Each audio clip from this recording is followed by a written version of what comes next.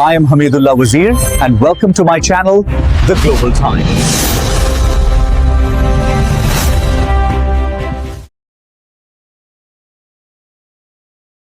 There will be a major changing of the guard for Australia's Defence Force, with the current Chief of Navy, Mark Hammond, replacing retiring Admiral David Johnston. But that's not all. Susan Coyle will also step up as the new Chief of Army, the first woman to take on the role in Australia's history.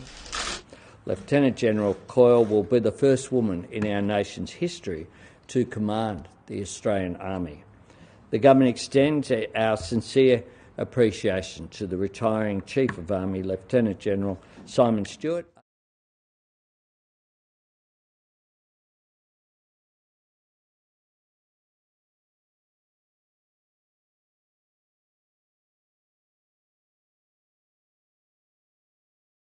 Her achievement means that she will be the first woman to command a service in Australian history, and it is a deeply historic moment, one that should be noted. It has been a long journey integrating women into key roles within the Defence Force. Over her nearly 4-decade career, she's commanded troops around the world, including the Middle East, and She's also very adept in space and cyber. it's a changing appointment of 2 submariners into the top ranks of Australia's Defence Force sends a strong signal about the government's focus on AUKUS and modernising the ADF as the world deals with growing uncertainty. May I also begin by acknowledging the traditional owners of the lands on which we meet tonight, the Gadigal people of the Eora Nation, and pay my respects to elders past, present.